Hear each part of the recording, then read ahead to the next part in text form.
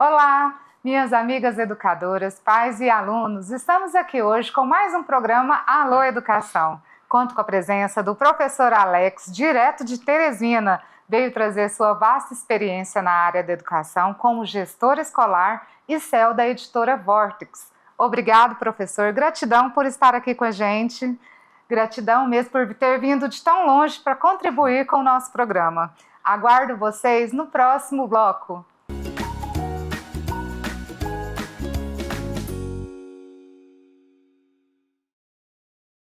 O estado mais seguro do Brasil está ainda mais seguro. IA contra o crime. Mais uma inovação do governo de Goiás na segurança. Uma tecnologia que utiliza a inteligência artificial para combater a bandidagem com mais agilidade. A polícia recebe a denúncia, registra no sistema dados de localização do delito, características mínimas do bandido ou do veículo usado por ele. Isso basta. Com poucas informações, a inteligência artificial rastreia câmeras espalhadas pelo estado e, em segundos, a polícia identifica o bandido e a sua rota de fuga. Com poucos meses de funcionamento, Goiás aumentou em 55% a captura de bandidos. Se em Goiás a vida de bandido não era fácil, agora complicou mais ainda.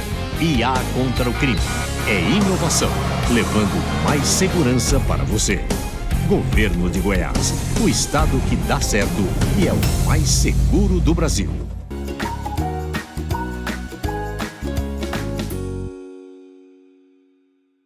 Voltamos com mais um bloco do Alô Educação. Estamos aqui hoje com o professor Alex, com a vasta experiência na área da educação. Está hoje como gestor escolar em Teresina, CEO da editora Vortex, e trouxe hoje para a gente, para contribuir, para que a gente possa falar sobre as inteligências artificiais, a tecnologia na área da educação, pois a sua experiência é de grande valia para todos vocês, professores. Muito obrigada, professor Alex, mais uma vez, gratidão por estar aqui, Obrigado. Contribuir com o nosso programa e contribuir com a gente na área da educação, porque eu sei que a sua experiência é de grande valia e eu tenho isso como, eu sigo o seu exemplo de gestão. Viu? Ótimo. Professor Alex, eu quero te fazer uma pergunta e eu acho que essa primeira pergunta eu falo que nossos programas têm assunto para vários programas, né? A educação sempre tem o que falar. Sempre tem o que falar, é incrível. Como você acredita que as mudanças, você vê que as mudanças foram grandes na área da educação, né? Essas mudanças, tanto para os professores quanto para os alunos, foram para melhor ou para pior? Como que você vê essas mudanças? Bom, primeiro, agradecer o convite, né? É um prazer estar em Goiânia, onde tem uma educação de muita qualidade, que eu acompanho os números, né? Tanto na rede privada como na rede pública. E um prazer. Falar de educação sempre é uma paixão, por isso que eu continuo em sala de aula, não saio, eu sou professor, estou em gestão, mas aprendi muita coisa na gestão que eu levo para a sala, mas muito mais da sala para a gestão. Aí convivendo com colegas professores, diretores e coordenadores. Eu já vou para, esse ano é o meu 27º ano como professor e o meu 20º como gestor na área de educação. Então eu passei por alguns blocos de mudança bem interessantes. Se eu pensar em nível de educação, por exemplo, de ensino médio, né, nós saímos dos vestibulares das universidades públicas, estaduais, federais e privadas para o Enem. Então foi uma grande mudança. E como toda mudança, no começo houve rejeição. A educação não escapa dessa ideia. Qualquer coisa na nossa vida, quando vai ter uma coisa nova, a nossa primeira reação é dar aquela recuada. Assim, não vai ser legal isso, porque nós temos essa coisa do cérebro se acostumar com as coisas, digamos assim. Depois se provou que teve a sua mudança significativa, o Enem. E hoje se pauta mudanças e já passou por algumas alterações. Então a primeira coisa que eu cito, ao dar o exemplo do Enem e do ensino médio, é que em educação nada é eterno. E tudo é constante mudança. Por quê? Porque você vai literalmente conhecendo o processo, fazendo modificações de acordo com a vivência daquelas práticas. Vamos lembrar que até pouco tempo tínhamos, regendo a educação brasileira, a LDB. De repente, apesar dela parecer sempre, quando ela foi lançada, muito futurista, eu lembro de coisas da LDB que já se falava em uso de tecnologia em sala de aula, a LDB já previa o protagonismo do aluno, mas era necessário fazer alterações. Então veio a BNCC, que só tem 8 anos. A BNCC é de 2017, e nós ainda pegamos 2 anos de pandemia, ou seja, é uma mudança que ainda está, eu não consegui nem testar ainda, eu não consegui nem fechar um ciclo de um segmento como o infantil, anos iniciais e anos finais, para saber, e aí, quais são os resultados da BNCC?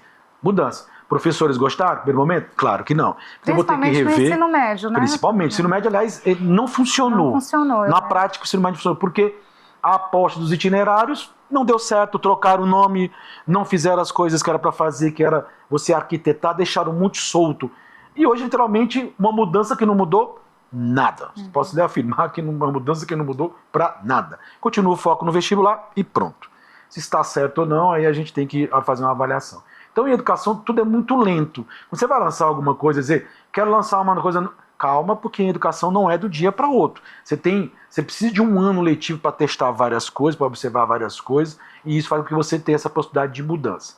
E nesses 20 e poucos anos, eu peguei a fase, como recém-formado, como próprio aluno, saindo para a universidade, depois como professor, a fase que nós, enquanto alunos, éramos alunos passivos.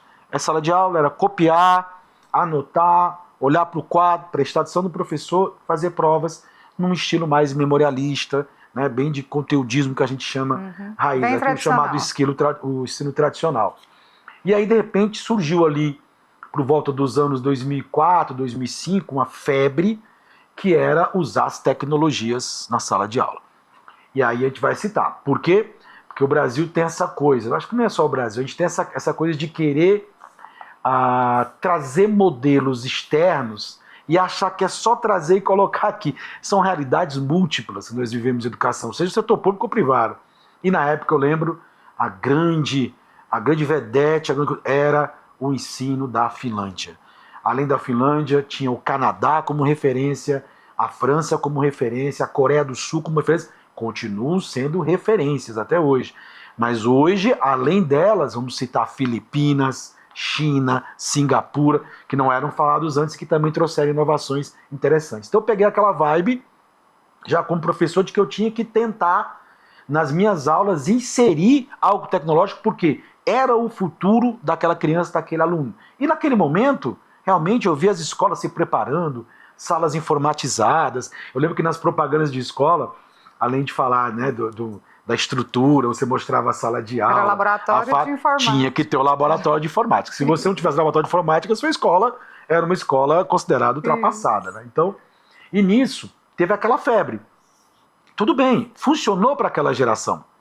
E hoje, a gente vai tocar nesse assunto ainda, mas hoje os mesmos países que eram referência de tecnologia, que durante esse tempo todo, não era só laboratório de informática, foram usando tablet, foram usando o próprio celular, plataformas digitais, porque o aluno está vivendo esse mundo, então vai ser mais fácil ele aprender. O que se observou foi a queda de atenção, a queda de concentração. E esses países que eu citei aqui, que eram referências no PISA, tiveram notas bastante baixas. E aí foram repensar o processo. E como eu falei, em educação nada é permanente. E agora, os mesmos países retiram, alguns casos completamente, o caso aí, por exemplo, da Finlândia, 100%, zero telas. Não concordo com esse radicalismo, mas eu entendo que...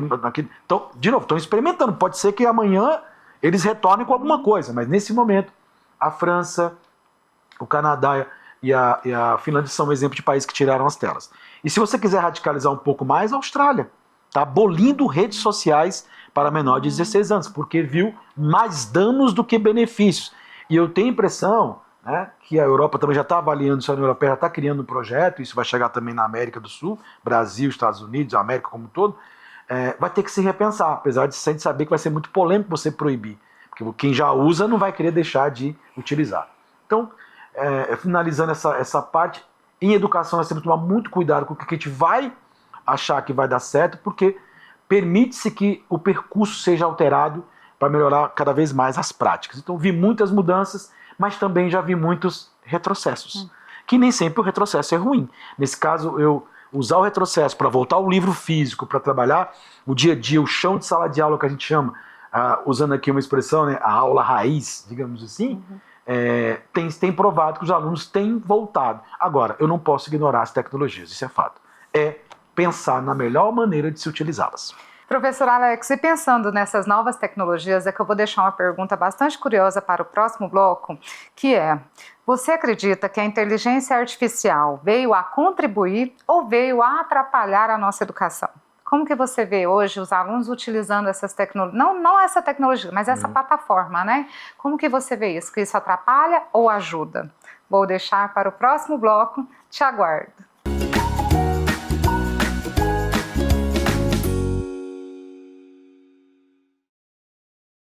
Você conhece a Telhas e Companhia? Somos uma loja especializada em telhas e principalmente fabricantes das telhas térmicas mais procuradas do mercado. Produzimos com matéria-prima de alta qualidade, garantindo telhas resistentes, com ótimo acabamento e alto desempenho térmico. Telhas e Companhia. A sua cobertura começa aqui.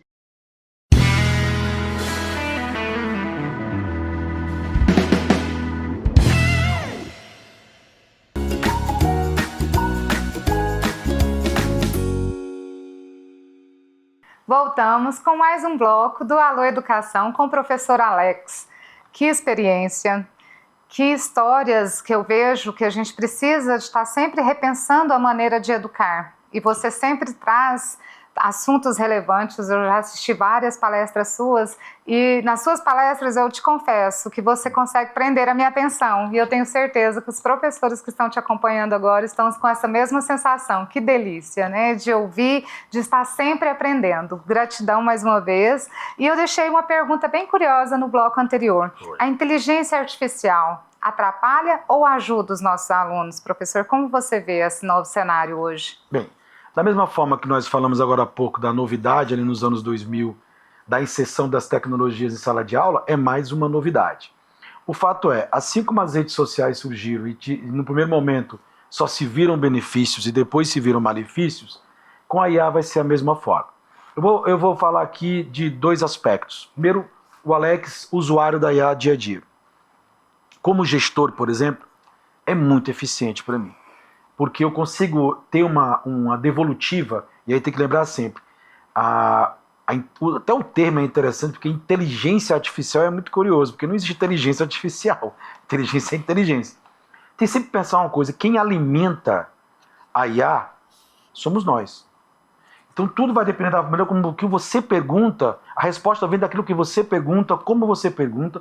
Quanto melhor você sistematizar, e é por isso que você falou em palestras, eu tenho preparado algumas intervenções de professores mostrando o bom uso para nós professores em sala de aula e estou fazendo um bom uso para os gestores. Como gestor, já indico aqui. A gente conseguir colocar uma análise de dados, por exemplo, pedagogicamente, eu tenho aqui a turma da Yara fez prova de literatura, que é a minha área, eu vou pegar essas notas, vou pegar essas provas, eu vou criar um prompt, vou pedir para analisar, para entender por que aluno A ou B foi mal, para entender o que eu posso fazer para melhorar. Depois eu aumento essa escala para saber a turma como um todo, em todas as disciplinas, o que é possível fazer. Eu ganho tempo, crio gráficos de relatório, então eu vou saber a evolução da Yara no primeiro semestre, na disciplina tal. Isso me dá a possibilidade, como gestor, de atacar algum problema que tenha pedagógico naquele momento e não esperar, só como eu digo, finalizar o semestre, na hora de entregar os boletins com as notas, que aí você vai ver que você não foi muito bem, né? Durante o próprio semestre eu tenho essa possibilidade de análise de dados. Então é uma ferramenta que você faz, que ganha-se muito tempo com isso. Tudo depende do prompt, né? Aquela velha história. Dá uma coisa para vocês. O grande profissional vai ser o que melhor sabe fazer o prompt. Esse vai ser, o prompt é que é o segredo do negócio. Aguardem que vocês vão ver aí livros publicados de inúmeros influências e especialistas com prompts prontos. É o caminho, que você vai querer entregar tudo pronto. Eu mesmo, quando vou, por exemplo, eu elaboro questões para simulados e eu gosto de fazer minhas próprias provas. E a IA me ajuda muito, porque eu não pego lá só, copio e colo, que é um problema sério, não é copiar e colar. É você tem que ver que também tem informações erradas. Então, eu ajusto, então, me tira, já me adianta cerca de 50% do meu trabalho. Então, eu vou fazendo a depuração da coisa. E aí, tanto para gestor como para professor, é importante destacar que existem inúmeras formas, tem várias empresas que usam o IA. Não tem uma que seja melhor para a educação, melhor para a saúde. Não, elas são amplas. Mas como são amplas, são sujeitas, obviamente, a dar informações e dados errados. Tá aí você ser um bom analista daquilo. Você tem que não deixar a IA tomar conta de você. Você que tem que tomar conta dela. Então, se ter como gestor agora, como professor, para elaborar provas, para elaborar questões, para acompanhar os alunos, para preparar slides mais atrativos, mais interessantes, com conteúdos. Isso é perfeitamente hoje Meus utilizado. professores lá na escola estão adaptando as provas para o PEI do aluno. Oi. Os alunos com dificuldade de aprendizagem, ela coloca a prova que ela elaborou para os outros alunos, coloca na IA e a IA prepara, Já prepara tudo. a prova Inclusive, para aquele você aluno pode, específico. no prompt, nós temos uma plataforma agora, a Vortex Educação, que nós estamos usando a IA da plataforma. E lá a gente está falando da questão do programa diferenciado, a gente coloca a ficha do aluno. Porque a gente sabe que com o laudo, com mais informações, eu consigo. Então eu coloco e a IA ela vai analisar, ela vai pensar algo para, não só pensando em provas, mas até adequação mesmo de práticas de sala de aula no dia a dia. Então assim, olha que ferramenta que você tem hoje. Isso a tá? gente fazia, demorava dias para se fazer, Isso né? é o que você vai chamar, Yara, de personalização da educação. É a grande vantagem que eu vejo para a IA. Num futuro bem próximo, eu vou poder fazer um livro. Então, por exemplo, eu tenho um livro da Vortex lá, o livro de matemática do 7º ano. É um livro, todo mundo usa o mesmo livro, beleza. Mas numa situação bem hipotética, eu vou poder fazer esse livro tão personalizado que eu vou dizer, Yara, quais são as suas preferências? Ah, a Yara gosta muito de seriado, ela tá muito na vibe do anime, por exemplo, ela gosta aí dos, como é que chama lá, os doramas, né? Lá, pronto. Adolescente. O que acontece? Coisa bem... o que ele vai fazer? O livro vai ser preparado de tal forma que a todo momento vai estar despertando ali, seja produzindo imagens diferenciadas, adequadas a esse contexto, seja os exemplos de matemática, por exemplo, sendo utilizados, naquele universo que a criança gosta ou que o adolescente gosta. Então você, quando vê aquilo que você gosta, desperta até a maior atenção naquilo que você vai fazer. Então é um caminho, e isso é possível com a IA. Claro que isso em termos de custo gráfico é meio complicado, mas para você ter uma ideia como eu posso personalizar. Eu também vou poder fazer, e confesso que já fiz, e vou usar agora na minha turma de primeiro ano de ensino médio, eu posso fazer para os meus 30 alunos 30 provas diferentes. E o tempo que você ganhou com isso, hein? Eu teria que fazer manualmente. Agora eu posso fazer, eu faço a primeira, faço 2 modelos, agora eu quero embaralhá-las, refazer, mantenha a ideia, e está próprio, e eu altero, e aí você pode olhar para querer fazer, a gente chama de colar, né, ou pescar. Não vai, porque a prova não é a mesma coisa, só para lhe dar um exemplo do que é possível fazer. E a mesma coisa, para poder respondê-las, vai ser muito mais prático. Então a vida do professor é bastante facilitada. O problema é, a gente acha que não, mas professores têm medo de tecnologias. Tem. Mas melhorou muito depois da pandemia, professora Alex. Todo mundo teve que se virar depois. Todo mundo teve que aprender. Todo mundo aqui passou. Também tive que dar aula online. Não foi muito fácil Eu conheci de pensar em slides. professores, né? que não tinham e-mail. Por exemplo, olha que coisa, né? Que pra gente parece tão básico, né?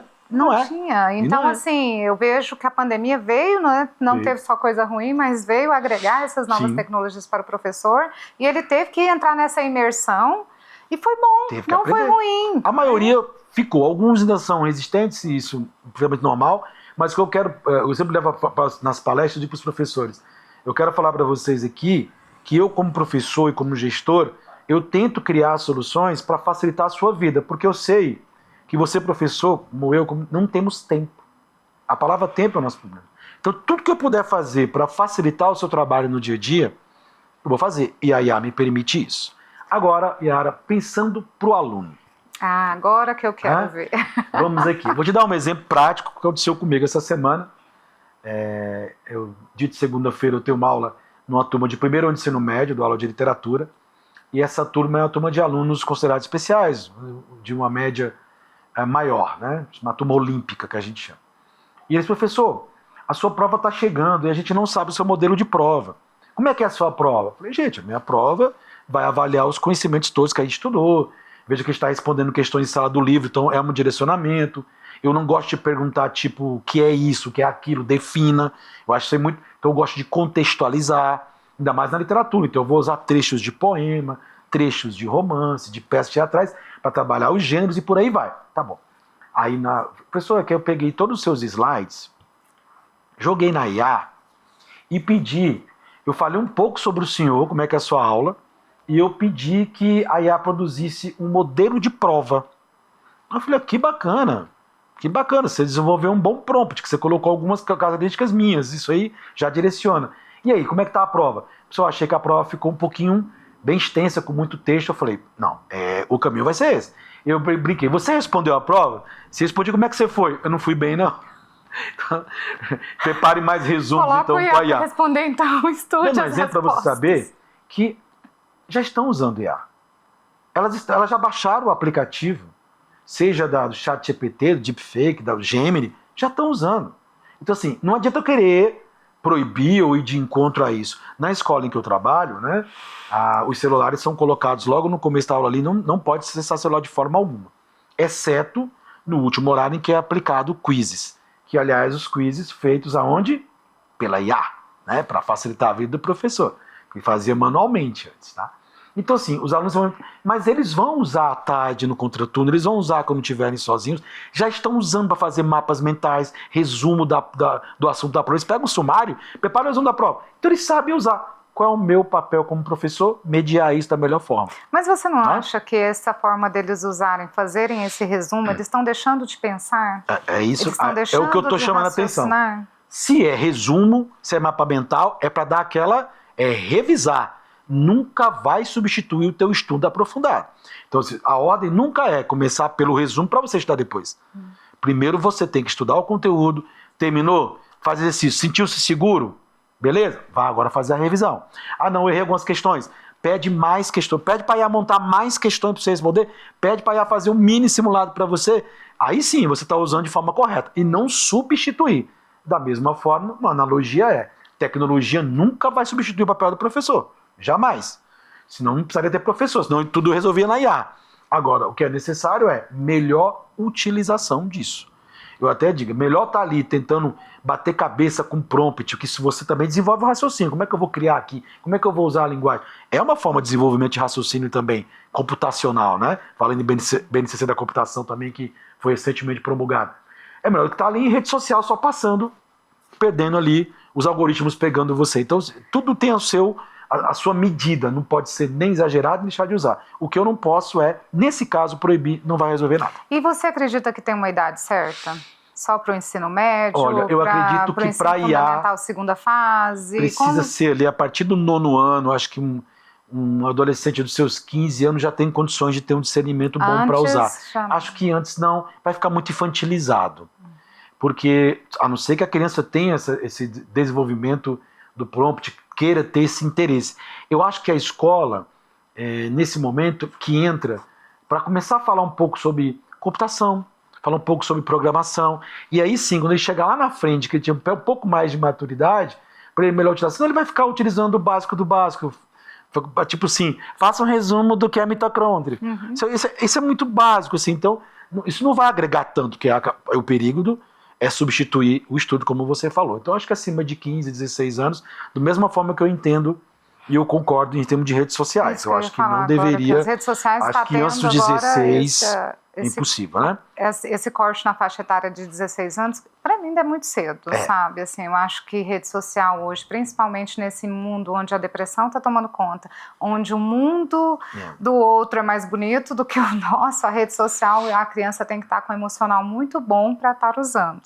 Eu acho que eles não estão preparados ainda, mas se colocar uma lei que 16 anos eles consigam, né? Vamos nós como pais vigiar. Lembrar que foi publicado recentemente o ECA Digital, em que se cita isso para tentar forçar todas as redes sociais e também todos os aplicativos por aí afora, desde jogos eletrônicos também, que é viciante, também para criança, não é só para adulto, tá? Para que se obtenha a idade. Eu sei que ainda vai ser possível burlar, por isso que eu falo, tem que ter educação, tem que ter orientação dos pais, da escola. A escola não vai se furtar, e nunca se furtou esse tipo de coisa. Aliás, muitas vezes a escola faz mais do que os pais, isso é certo, tá? A gente consegue ser muito mais efetivo. Vamos ter que continuar fazendo esse trabalho para não confiar, porque ele pode burlar o aplicativo de várias formas. Mas realmente o que se estudou, e aí o 16, ele tem uma explicação científica, né? o desenvolvimento cerebral está muito mais avançado. Então, você pegar uma criança hoje de 4, 5, 6 anos com tela, ela está completamente sendo moldada pelo algoritmo e não pela educação da gente mesmo, né? Da vivência, da vivência que ela tem que ter. Em casa, na escola, o meio não está ajudando, Não, né? As não, telas que está tá. substituindo o meio. Eu digo sempre o negócio do meio, né? Eu peguei uma geração de brincar na rua. Eu peguei uma geração de se machucar. Eu peguei a geração do metiolate que arde. Né? Vi uma crônica sobre o metiolate que arde interessantíssima. Tudo mudou quando tiraram a ardência do metiolate. Ele faz um comparativo que eu achei interessante. E hoje não, essas crianças não brincam na rua. Seja por estarem seguros, ou seja pela situação que a gente vive de segurança e por aí vai. Então, por isso que a tela é muito atrativa. E aí vai para aquilo que você falou, porque a tela é atrativa, mas ao mesmo tempo ela me mostra um mundo que não é real apenas. Tem um mundo real, mas tem um mundo que não é real. E isso, infelizmente, influencia negativamente o comportamento delas, e elas acabam levando isso, em vez de serem mais extrovertidas, tornam-se cada vez mais introvertidas, né? Você vê em sala de aula, eu lembro sempre que há alguns anos eu sabia os nomes dos, entre aspas, capetinhas da sala, os mais danados. Hoje ninguém quer se destacar como capetinha, é todo mundo pra dentro. Eu pergunto, fulano, quer falar? Não quero falar não. Então, por isso que na BNCC tem uma das conferências gerais que fala em despertar a comunicação do aluno, saber se comunicar, ter protagonismo. Porque percebeu-se ao longo dos anos que as crianças se retraíram. E isso não é bom. Mas é porque elas não estão tendo vivências para aprender a conversar, né? A escola passa a ser o espaço maior, né? Hoje a gente vê que a escola não é só o aprender, é o convívio social, que é muito importante, porque com a proibição dos celulares dentro da sala de aula, isso faz com que as crianças brinquem na hora do recreio, porque em casa elas não podem brincar na rua, até por questão de segurança. Hoje a gente sabe que o meio está muito perigoso. Então, a escola teve um papel não só de ensinar, mas de fazer essas interações sociais. E essas interações sociais, o que me preocupa nessas interações sociais? Porque tem crianças, eu convivo com crianças até o 5º ano, até de 10 a 12 anos, ali naquela faixa onde está a pré-adolescência, né, que a gente vê, querendo ser artistas. Porque hoje o YouTube, os influencers digitais é o que está hoje tomando conta do mercado de trabalho, querendo ser influencers. Então isso me preocupa, professor Alex, porque a gente está deixando a criança está deixando de ver certas profissões necessárias, como ser professor, como ser médico, advogado, eles não querem. É porque vem um mundo, isso me preocupa. Vem que os influencers têm fama, eu brinco, tem produtos, porque quem é influencer ganha das empresas para fazer propagandas e ganha os produtos. Então é um mundo maravilhoso. Eu quero citar um exemplo, você falou de influência. Eu fui entrar numa sala de 9º ano para dar uma mini palestra sobre técnicas de estudar, né? E eu perguntei, lógico, o que você pretende ser, né? Professor quase ninguém quer ser, né? Fulano, aí teve uma menina que me chamou a atenção. Eu quero ser influencer. Eu falei, bacana, você não pode fazer a negação, porque você perde o aluno naquele momento. Que bom, mas bacana. O que você acha? Não, porque, pessoal, só imaginar que eu não vou precisar estudar esse monte de coisa que a gente estuda que não serve pra nada. Eu falei, beleza, você vai ser influencer. Você já tem alguma área que você queira atuar? Eu quero atuar na área de moda. Porque minha mãe gosta de moda, eu também gosto de moda. Então, eu já me imagino divulgando produtos na área de beleza e tal. Eu falei, beleza, ótimo, muito bem. Você falou que não gosta de estudar. Tu já imaginou que quando você for fazer os seus vídeos, né, fazer essa preparação, você precisa, para você ter seguidores, você precisa ser boa, você precisa ter capacidade de comunicação. E isso você precisa muito usar a língua portuguesa e a própria arte. Ela ficou assim. Você imagina que você precisa, em algum momento, calcular a sua audiência, você precisa ter noção se o seu Instagram, seu TikTok está tendo rendimento de público, saber calcular. Você precisa de matemática. Até de falar bem, né? Para se comunicar e tal. E você vai precisar também ter noção de história, de geografia, de sociologia, porque você vai falar de comportamento social e tecnologia. Então, amor, você vai ser uma grande influencer, mas se você estudar. Aí ela, não, já não sei se eu quero ser influencer, tem que estudar tudo isso. Aí que eu não caiu na risada. Mas é um recorte que me preocupa, porque realmente, por conta das influências que nós temos, em ver a maioria se dando bem, ninguém mostra o cara ralando no começo para ter os seguidores, né? Isso faz com que se ache que é muito fácil. Então, essa coisa da facilidade. Mundo de ilusão. Né? E você fala proibição de celular. Foi engraçado que a BNCC, ela meio que previu a questão da convivência necessária através do socioemocional. Um das 10 gerais é aprender a viver, a conviver e ter o autoaprendizado. Ou seja, primeiro se autoconhecer para depois aprender a conviver. Interessante isso, porque se aplica bem nos dias de hoje. Eu estou olhando agora os intervalos, eu saio para ver os intervalos, que outrora os intervalos eram a Yara bem ali e o Alex bem aqui. Ó, atualizando. Hoje, nós estamos criando situações que você tem crianças jogando bola, se machucando de novo, né, digamos assim. Estão lá correndo, estão lá, a gente botou lá na escola para brincar de altinho, que a gente chama de bola, tem mesa de tênis, estão até fazendo mais prática de educação física. Tudo isso por quê? Além de você despertar a convivência deles ali, eles estão exercendo motricidade que outrora era sentado nos cantos, comendo mal muitas vezes e só preocupado em digitar. Então, para você ver, há 10 anos isso era perfeitamente aceitável, normal. Não, faz parte da cultura dos adolescentes, mas agora não é mais.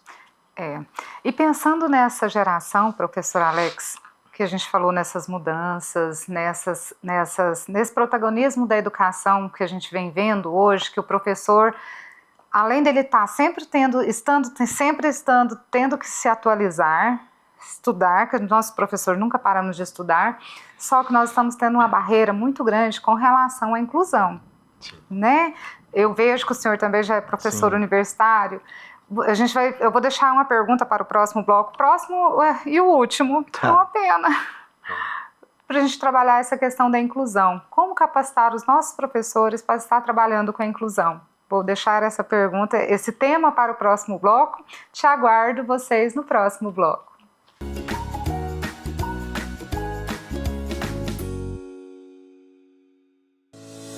Seja muito bem-vindo à Vitalux, uma clínica pensada para oferecer saúde, bem-estar e autoestima em cada detalhe. Aqui você encontra atendimento especializado em dermatologia facial, corporal e capilar, além da nutrologia, cirurgia plástica, ginecologia e estética avançada. Vitalux, excelência e cuidado completo para você. Meu nome é Lana Bezerra e vai ser um grande prazer atendê-los. Tá transformado, Goiás no seu melhor, está bem cuidado. O governo que mudou a história de Goiás transformou o estado no mais seguro do Brasil. Desde 2019, Goiás vive quedas recordes na criminalidade. 95% a menos nos roubos de veículos. Latrocínios, queda de 86%. 62% menos crimes contra a vida. Roubos a comércio e a pessoas, menos 92%. E queda de 84% nos roubos a residências e propriedades rurais. Investimento em reformas e novas instalações de unidades de segurança. 37 novas unidades entregues. Com inteligência, integração e ação forte, os bandidos ou mudaram de estado ou mudaram de profissão. E a mudança que transformou o estado no mais seguro do Brasil vai continuar. Governo de Goiás, o estado que dá certo e é o mais seguro do Brasil. Goiás no seu melhor estado.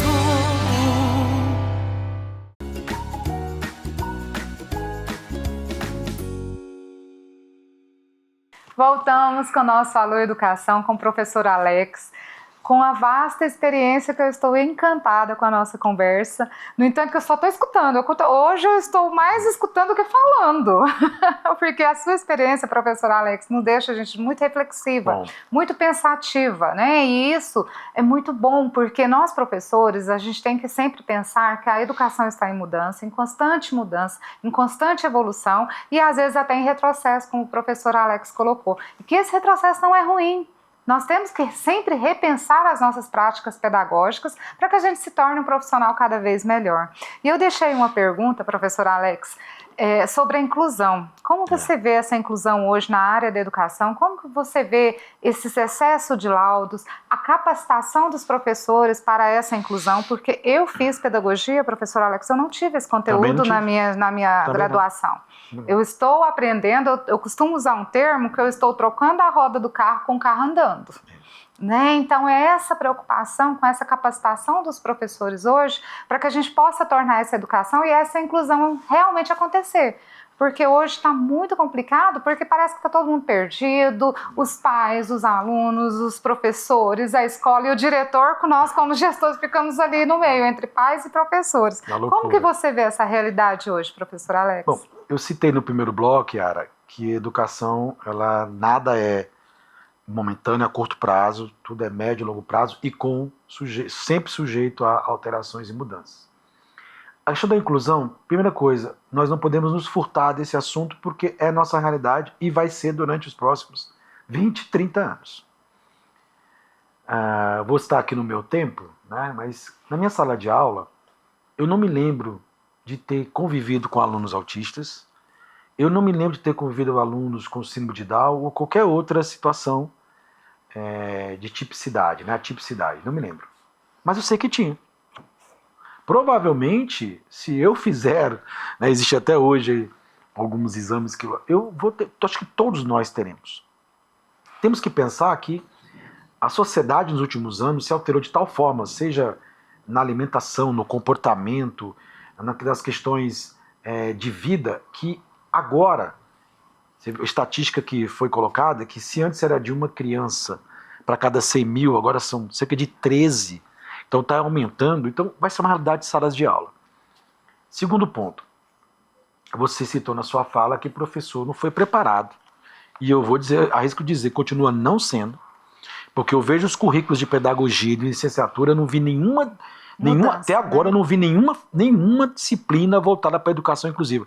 Que tem que ser aquela disciplina de 90 horas, tem que ser, mas com especialistas, para falar de teoria e de prática. E como você falou que o professor nunca deixa de estudar, vou lá para a BNCC, que já prevê a chamada formação continuada. Não tem como nós, professores, por conta da mudança constante da educação, achar que a minha graduação e minha pós-graduação resolveu toda a minha vida. Eu tenho que continuar estudando a vida toda. E agora o desafio lançado da educação inclusiva me prova que eu preciso voltar para a sala de aula e preciso me desarmar para aprender a lidar com situações como essa. Porque você, professor, deve estar na sua sala aí. Eu risco dizer, se você tem uma turma de 20 alunos, pelo menos 5 ou 6 deles são laudados. E aí eu tenho 2 problemas que eu estava conversando com a Yara aqui nos bastidores. Você tem hoje um exagero de laudos, por um lado, e a negação dos pais em relação a alguma dificuldade de aprendizagem que o filho tem. O pai, não, meu filho não tem problema nenhum, é a escola aqui não faz direito. Então o professor, o diretor e o gestor fica aqui nesse meio. Feito um maluco tentando criar alternativas. Agora, quando eu, professor, sou alertado pelo meu coordenador, pelo meu diretor, que nessa sala eu tenho 5 crianças, sendo que a criança A e B tem uma tipicidade, a criança C e D, é claro que eu vou ter uma capacidade, sendo melhor preparado, de fazer o melhor trabalho educacional possível para que essa criança, de fato, ela seja inclusiva e não excluída do processo. Algumas coisas foram se desmanchando. Uma delas, porque não existem materiais adaptados. E não é para existir, o material a ser utilizado é o mesmo. Porque se você fizer isso, aí você está excluindo. O que eu tenho que fazer é práticas pedagógicas diferentes. Porque eu não posso pegar a prova da Yara e aplicar para o Alex se o Alex tem alguma tipicidade. É injusto isso. Eu tenho que tentar preparar algo diferente. E não é só a prova. São as atividades lúdicas do dia a dia, as atividades pedagógicas como um todo. Agora, isso faz com que o professor, certamente, e é o que você está sentindo, professor, você se sente mais cansado porque aumentou, dobrou, triplicou as suas tarefas. Porque você tem que pensar agora em dar aula para várias categorias ou classes dentro da mesma classe. Isso é que está cansando o professor. Isso está exaurindo mentalmente o professor. Aí cabe a escola, a gestão, tentar, e precisa intervir, senão você vai perder seu professor. Intervir, só vamos preparar alguma coisa aqui diferente, a formação continuada, vamos usar a IA, que a gente citou aqui, para algumas tarefas do dia a dia, mas precisa trazer um profissional da área. A maioria das escolas não tem a possibilidade, até porque são escolas pequenas, financeiramente não conseguem, ter lá um centro de orientação educacional, ter um atendimento neuropedagógico, assim, não tem isso. Mas você tem que ter alguma assessoria nessa área, para estar com seus professores observando o dia a dia. Porque você não vai poder negar a matrícula, e nem pode fazer isso, né? Não seja por uma questão Educação é uma questão humana também, você não pode. Essa criança precisa ter o direito de ter a sua educação. Agora, ao mesmo tempo, o professor está sobrecarregado, é preciso tentar fazer alguma coisa. E o caminho é estudar, é pensar em práticas, e aqueles que têm alguma prática e tenham dado certo, compartilhem com seus colegas essas práticas. Não guarde para si. O professor não tem o direito de ser egoísta, em forma alguma. E muito menos não tem o direito, se você escolheu ser professor, eu acredito sim que professor é amor, para mim acho que ninguém fica na educação se não gostar, mas eu preciso ter preparo, só amor não vai resolver minha vida. Agora eu preciso ter preparo, e eu digo sempre, professor, se escolheu ser professor, já vem um adjetivo junto, resiliente. Então a gente tem que ser bastante resiliente na educação inclusiva. Mas temos também que ser humildes e dizer, não sabemos lidar, preciso aprender, antes de fugir do problema. Você acredita que esse excesso de laudos, professor Alex, está virando um mercado, um bom negócio? Vamos falar agora assim? Não, tirando um pouco a educação de lado, vamos lá. Porque eu vou te colocar uma experiência que eu estou percebendo. Crianças que não têm problema, sério, a criança está com desenvolvimento normal, mas o pai quer porque quer que aquela criança tenha laudo. Eu fico assim, eu falo, gente, mas por quê? Porque eu estou vendo que o mercado está abrangendo para essas crianças que têm laudo, está tendo isenção de IPVA, está tendo compra carro mais barato. Então, quer dizer, e aí a escola fica refém, porque nós temos que fazer relatórios, né? E eu sempre falo, eu sou bem aberta com os pais, eu não vou mentir. Eu não vou inventar algo que seu filho... mas ele faz isso em casa. Eu falei, antigamente era assim, meu filho é na escola, mas ele faz isso aqui na escola, mas não faz em casa. Era um comportamento maravilhoso, agora inverteu. Agora inverteu, justamente. Que ironia, né? Eu tenho crianças que estão se comportando diferente em casa e na escola são excelentes. Por quê? Porque está tendo um mercado aí que está propiciando esses laudos, né? Para vocês verem que a vida de professor, que na educação não é fácil. Eu agora, além de educar os alunos, eu tenho que tentar educar os pais. Porque é o que eu falei agora há pouco, um dos pilares, né? Uma das dicotomias, o fenômeno da lautização. Ele acha que tem que ter alguma coisa na criança, porque ele percebe algum benefício. Eu nem entrei no mérito do benefício que você está falando, que é o extra é o mercado educacional, né? Tá criando. Mas eu quero citar um exemplo. Isso é tão claro que a gente, na escola que a gente trabalha, por exemplo, nós notamos uma curiosidade. 2/3 dos laudos eram assinados pelo mesmo profissional da área médica. Isso me chamou a atenção. Eu não estou mais no dia a dia da escola, estou na editora, mas eu falei para o diretor, vai atrás, isso aqui tem uma coisa estranha, porque até a CID, tudo igualzinho. Colou, a impressão que dá é isso que dá, Ctrl+C, Ctrl+V. Aí você vai atrás, toda escola tem que ter alguém como espião no grupo do WhatsApp dos pais, tá? E a gente conseguiu essa informação lá. Uma mãe foi e deu certo, né? O que ela fez? Repassou para as outras. Socializou, tal, todas indo na mesma.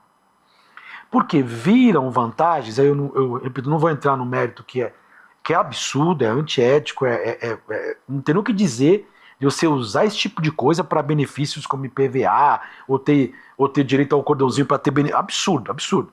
Sem contar que essa criança, ela não precisando de um laudo, ou seja, ela sendo uma criança que está ali seguindo o seu caminho natural, seu percurso, você pode estar criando essa criança a ideia de que lá na frente ela pode usar isso a benefício próprio dela também.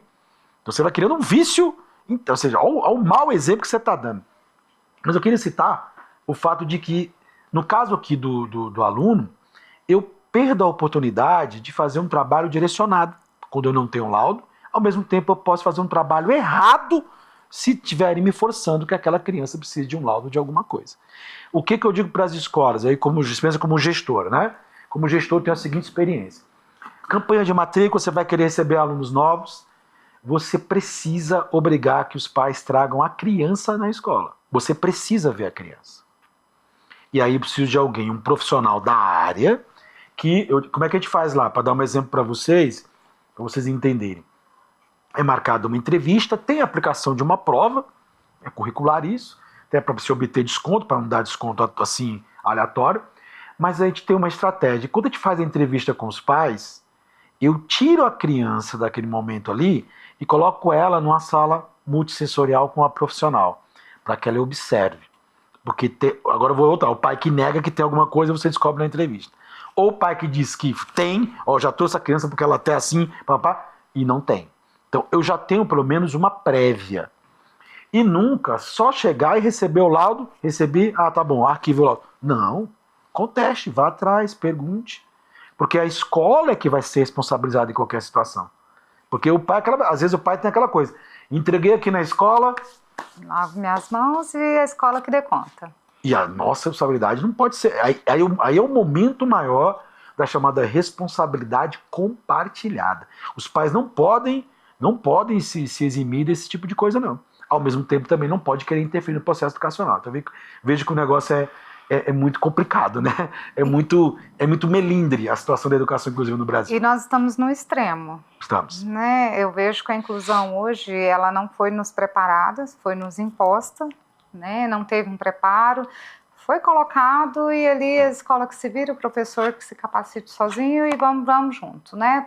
Junto não, cada um por si. Cada um por si. O ideal seria ser junto. E o curioso era que se a sua escola faz um bom trabalho com crianças assim, você vai ter um marketing positivo, que, aliás, se reverte que situação, você vai ter mais pais de crianças atípicas procurando a sua escola, porque sabe que a sua escola faz um bom atendimento.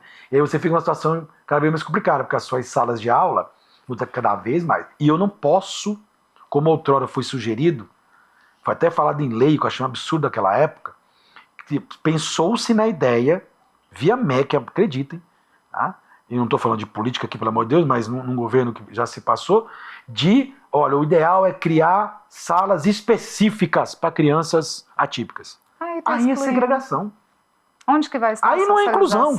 Acabou a inclusão. Crianças? Mas eu sei também que não está fácil hoje eu ter que ter um percentual ali, eu tenho que tentar equilibrar para não ter tantas... Então, você veja, está tudo muito...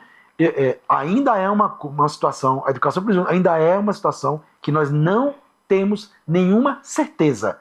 Nós temos caminhos que deram certo, que não deram certo, e a gente vai ter que procurar, como você citou a metáfora aí, trocar a roda do carro andando.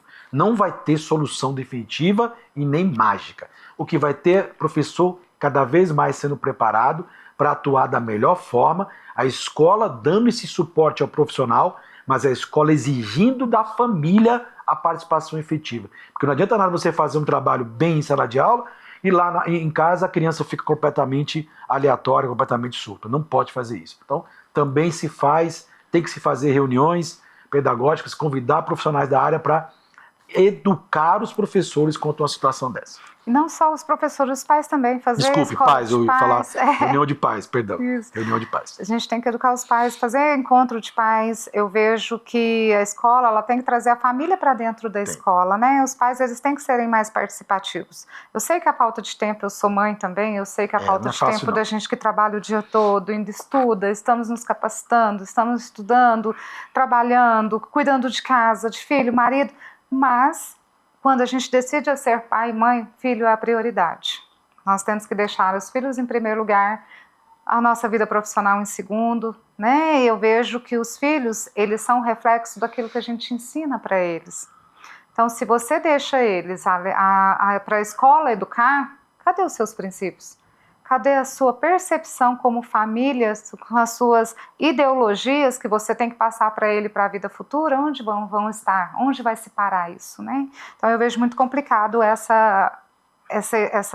deixar isso para a escola, professor Alex, é muito complicado.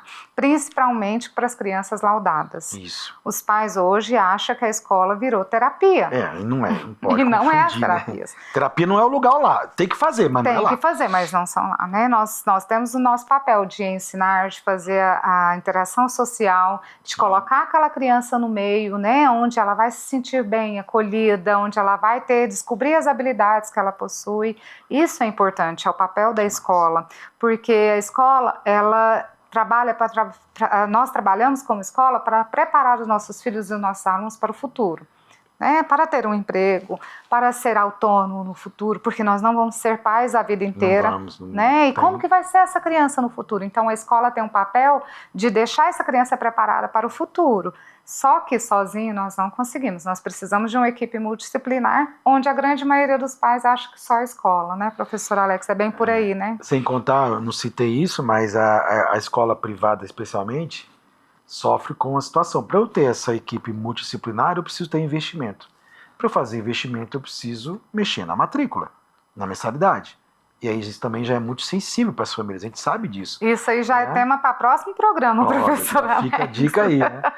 Como equalizar uma situação dessa aí, em Isso. termos de gestão de escola no dia a dia. Como você disse, professor Alex, educação tem temas para Tem programas bastante vastos, bem pertinentes à nossa vida, porque se a gente não é professor, a gente tem filhos. Nossos filhos precisam da escola. Então, o nosso programa não é só para professores, é para vocês, pais. Espero que vocês tenham gostado. Estive hoje com o professor Alex de Teresina, esteve aqui com a gente, né, professor Alex, com a sua vasta experiência na área da educação.